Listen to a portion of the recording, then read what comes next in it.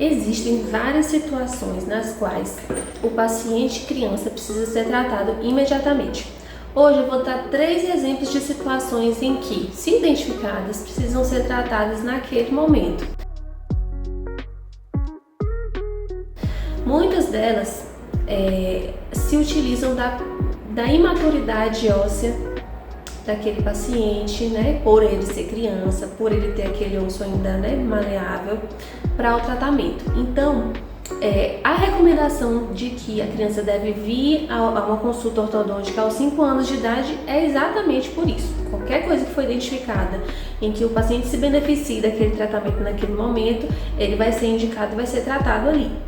Então, uma delas é o caso em que o paciente perdeu um dente de leite e já se passaram 6 meses e o dente permanente ainda não nasceu. Então, atenção, se o seu filho perdeu um dentinho de leite e o intervalo em que o dente permanente ainda não nasceu é maior do que 6 meses, ele precisa investigar a causa de por que aquele dente não nasceu ainda. Outra situação muito comum e muito importante é a mordida cruzada. Tanto na região anterior como na região posterior, os dentes de cima, eles precisam atravessar pela frente o dente de baixo. Então, se existe uma inversão dessa situação, tanto na região anterior, onde o queixo fica na frente, quanto na região posterior, onde os dentinhos de baixo ficam pela frente dos dentes de cima, esse paciente precisa ser tratado o quanto antes, então ele precisa ir imediatamente para um ortodontista e ele já deve iniciar o tratamento.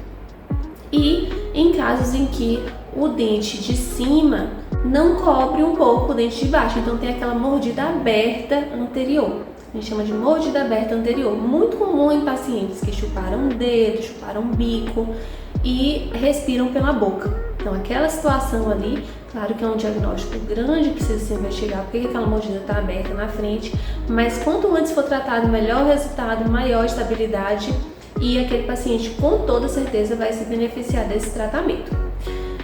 Lembrando aqui que existem muitas outras situações como estas, onde é evidente a necessidade, e existem muitas outras em que não aparece ali clinicamente nem para nós dentistas, que a gente precisa sempre do exame, que foi tema do último vídeo, onde a gente pode identificar algumas situações que demandam tratamento ali naquele momento, certo? Peço a você novamente para compartilhar esse conteúdo com pessoas que você conhece que têm crianças em casa ou na família, porque essas informações são de extrema importância para a saúde bucal de toda criança.